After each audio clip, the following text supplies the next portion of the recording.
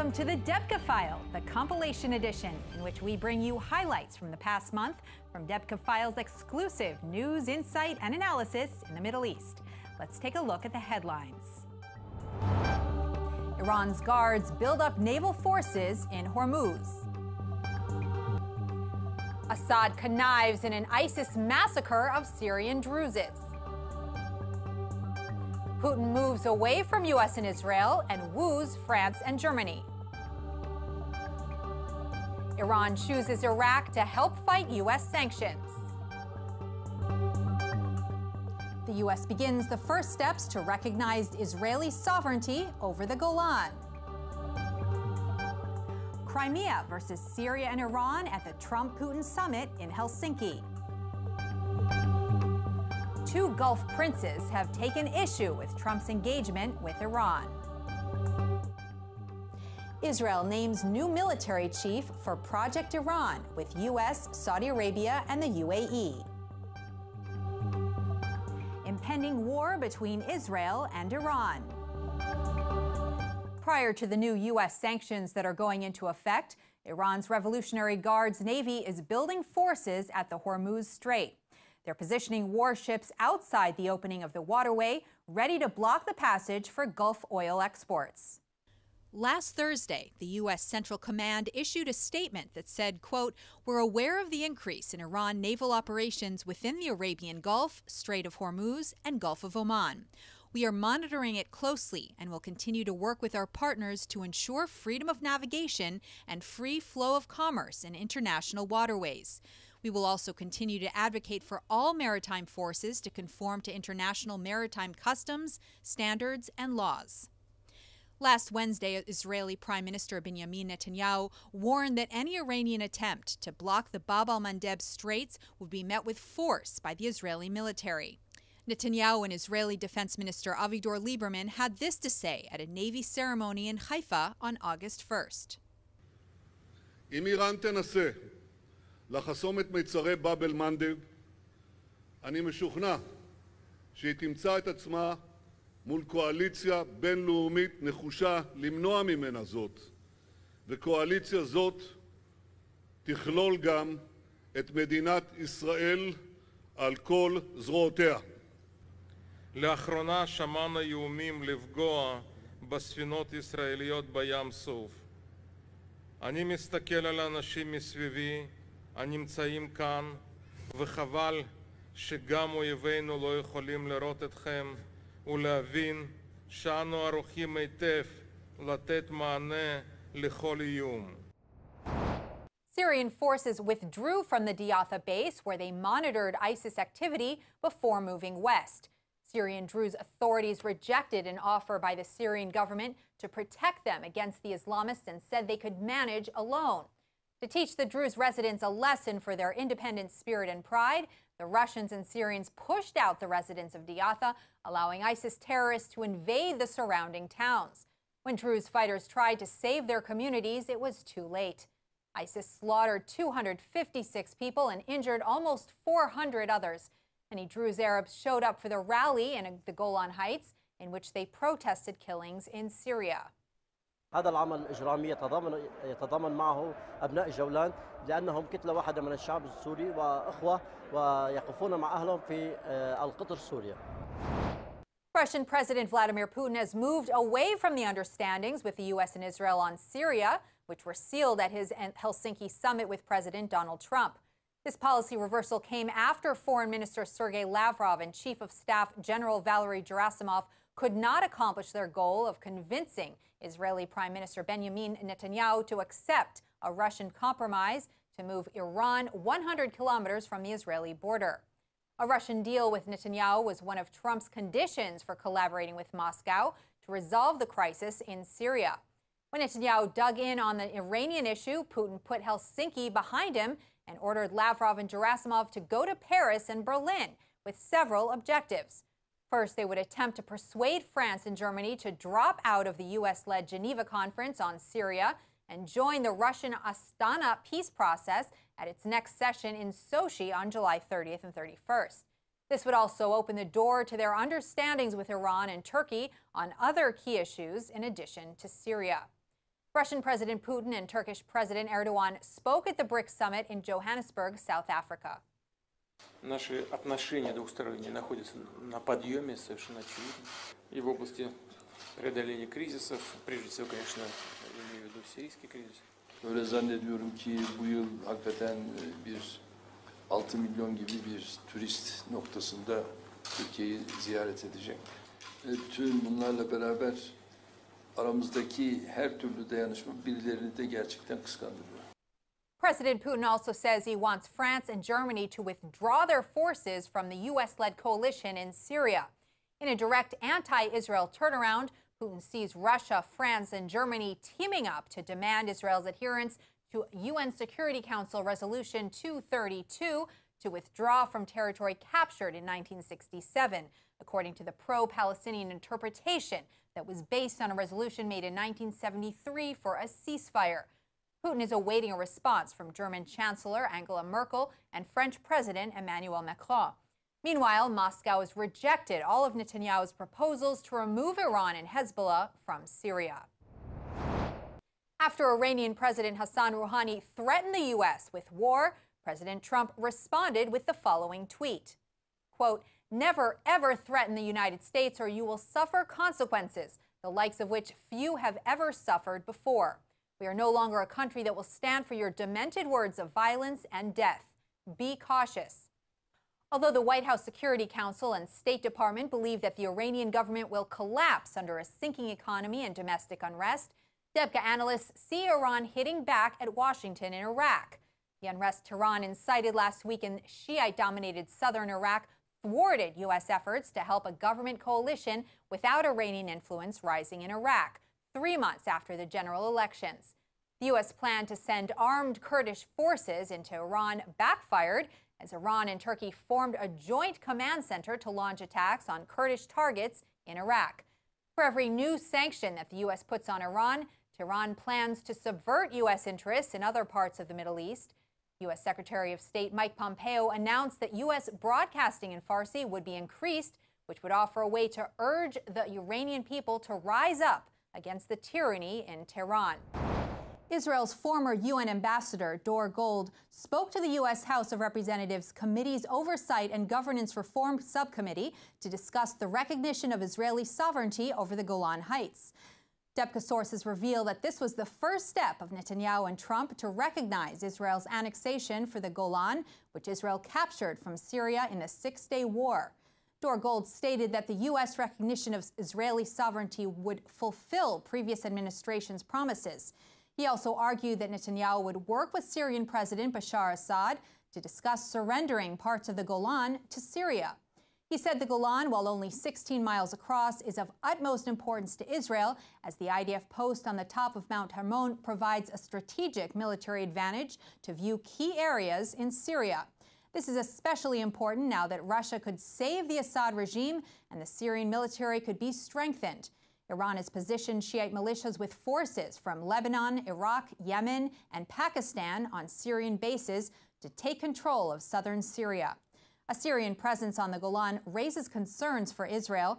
The loss of intelligence outposts would prevent Israel from being able to detect a Syrian offensive, and Israel would be hesitant to wage war to recover its former line of defense after it was enclosed in Syrian territory. Any security arrangement on Syrian land could deprive Israel of the Golan and security. Iran's axis of resistance, which has been operating under Russian protection, threatens several Middle Eastern countries, including the Arab Gulf states and Morocco. These governments would not question the need for a permanent Israeli presence on the Golan. The Assad regime is recovering from a civil war, and its allies are making demands, which include returning the Golan Heights. U.S. recognition of Israel's sovereignty over the Golan would prevent that threat of Iran and its supporters. We're waiting to hear from Helsinki about the first face-to-face meeting between President Donald Trump and Russian President Vladimir Putin.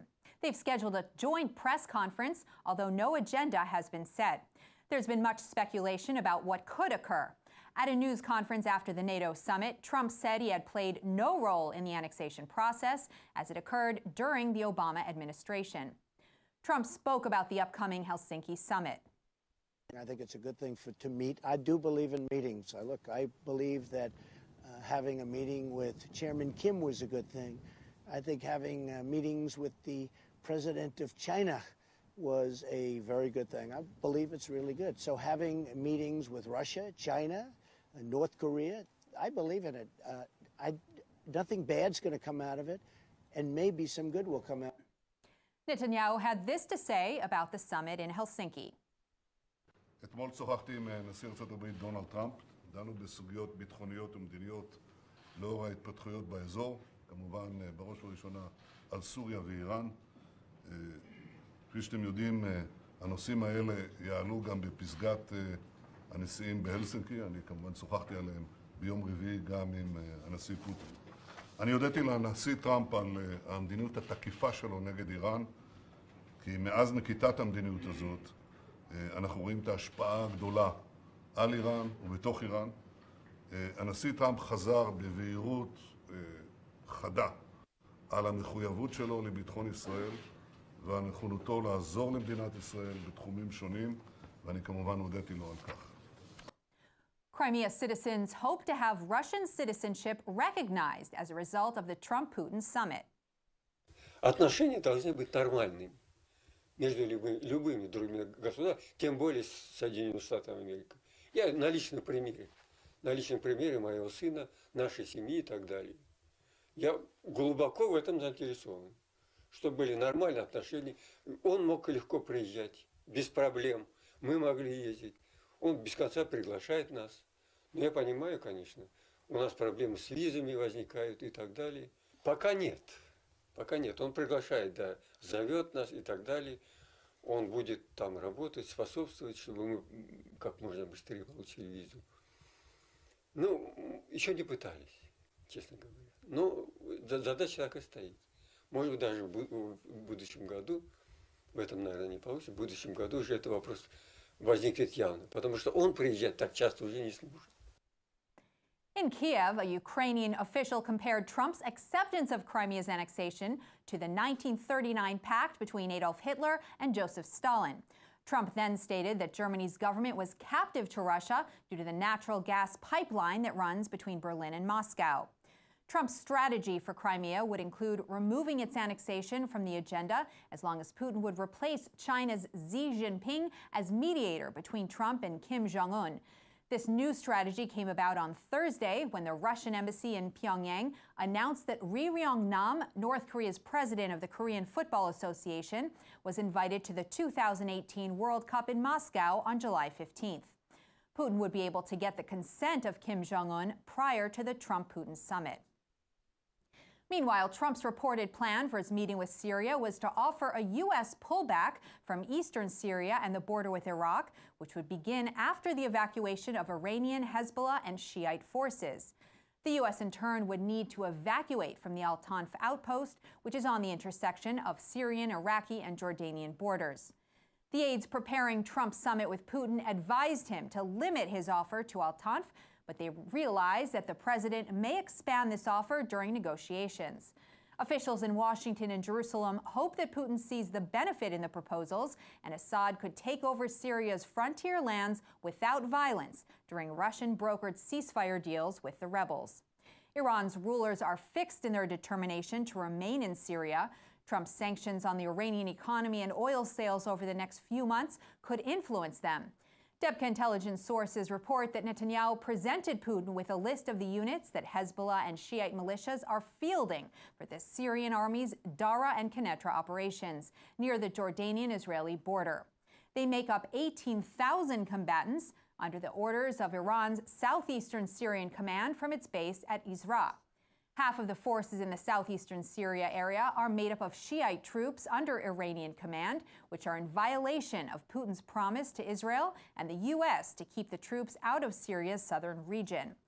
Putin's promise was also broken when the Russian Air Force conducted dozens of airstrikes to support his southern Syrian offensive. The United Arab Emirates Minister of State for Foreign Affairs, Anwar Gargash, stated last Thursday that the UAE is ready to deploy more troops across the Middle East and cannot rely on Western allies to oversee the region.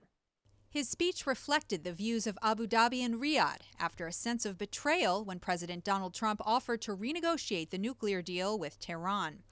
His statements indicate that the Gulf Emirates are rejecting a plan that the Trump administration is setting forth.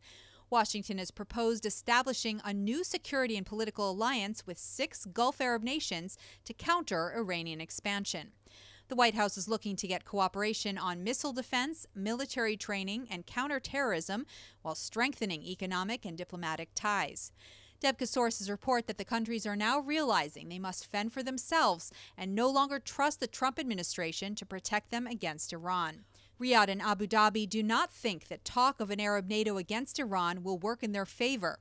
The Saudis suspect that the U.S. is tailoring the intelligence provided to corner the 2 Gulf leaders into negotiating peace with the Houthi enemies.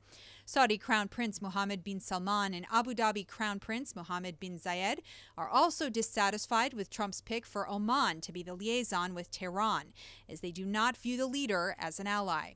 Sultan Qaboos bin Zayed of Oman is aligned with Iranian positions and an ally of Qatar. The princes are concerned that negotiations between the U.S. and Iran through Sultan's office could cut them out of the picture. The princes are also concerned that Trump will allow Syria to fall into the hands of Iran and Russia by pulling U.S. troops out of the country. Tehran would then have possession of the land bridge from the Gulf to the Mediterranean. The Saudis released a statement last Monday that said, quote, Riyadh has reassured Arab allies that it will not endorse any Middle East peace plan that fails to address Jerusalem's status or the refugees' right of return. If Trump does not follow through with its pledges to Riyadh, Saudi Arabia does not see why it should underwrite Trump's Middle East peace plan. Debka File reports that Israel's Chief of Staff, Lieutenant General Gadi Eisenkot, has appointed the head of IDF Operations Branch, Major General Nitzan Alon, as the director of Project Iran. Eisenkot decided on this appointment after meeting last week with U.S. Chairman of the U.S. Chiefs of Staff, General Joseph Dunford, and head of CENTCOM, General Joseph Votel, in Washington. Debka military sources report that Eisenkot became concerned when he realized the U.S. and Russia were at odds over Iranian and Hezbollah forces being allowed to join the Syrian army's drive to Syrian-Israeli and Syrian-Jordanian borders. On Wednesday, after Eisenkot visited the Golan to inspect the IDF preparations, Russian and Syrian airstrikes resumed against rebels in Dara. The ceasefire negotiations did not last when Russia insisted that Iran and Hezbollah were to remain in Syria. Tensions also rose on the broader Iranian front, facing the U.S. and its Middle East allies, when General Qasem Soleimani told Iranian President Rouhani that he was ready to put into action Rouhani's threat to halt Gulf oil exports after the U.S. ban on Iranian oil goes into effect on November 4th. Israel and the U.S. have set up 4 command groups to carry out their Iran strategy in partnership with Saudi Arabia and the UAE. The first is the Nuclear Command Group for dealing with nuclear targets in Iran, including weaponry, plutonium reactors, uranium enrichment plants, and centrifuge production sites. The Ballistic Command Group will deal with Iran's ballistic missile stocks and launch sites, as well as missile production plans and institutes for missile research and development. The Anti-Subversion Command Group will run covert operations against Iranian military and intelligence centers in Syria, Lebanon, and Yemen. The Economic Command Group will deal with U.S. sanctions against Iran and cyber warfare. Major General Nitzan Alon will oversee all 4 groups.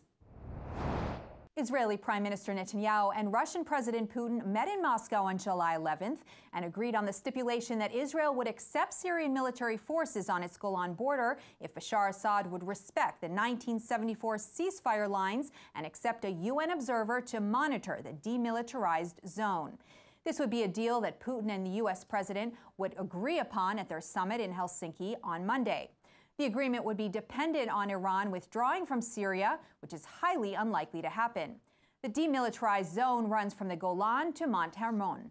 If Russia and Syria agree to the Israeli proposal, Israel would need to accept Syrian tanks and artillery on Israel's Golan and the Sea of Galilee. In exchange, Russia and Syria would guarantee the withdrawal from Syria of all pro-Iranian forces, including Hezbollah and the Iraqi, Afghan, and Pakistani Shiite militias under the Revolutionary Guard's command. Yet the agreement talks between Putin and Netanyahu failed. Помним, минуты прошли по Красной площади с портретом одного из героев Второй мировой войны. И, уверяюсь, это нашло очень позитивный отклик, было замечено российской общественностью. אני חייב להגיד לך שלפני כמה שעות כלי טיס סורי חדר, חדר לשטח של ישראל. אנחנו הרדנו אותו ואנחנו נמשיך לפעול בתקיפות נגד כל זליגה, כל חדירה לשטחה האווירי והקרקעי של ישראל. אנחנו מצפים שכולם יכבדו את הריבונות הזאת ושסוריה תשמור בקפדנות על הסכמי ההפרדה. Meanwhile, Syrian government forces and their Hezbollah and pro-Iranian Shiite allies launched a battle to capture Tal Hara, which would be the key to controlling the Quneitra region opposite Israel's Golan border. The operation is accompanied by negotiations with the rebel defenders to lay down arms and surrender. Israeli forces on the Golan have been reinforced and are prepared to take on the threat. Israeli Defense Minister Avigdor Lieberman had this to say. לא השתנתה, אנחנו לא נאפשר התבססות איראן בסוריה ולא נאפשר להפוך את אדמת סוריה למוצב קדמי כנגד מדינת ישראל. שום דבר לא השתנה, אין שום דבר חדש.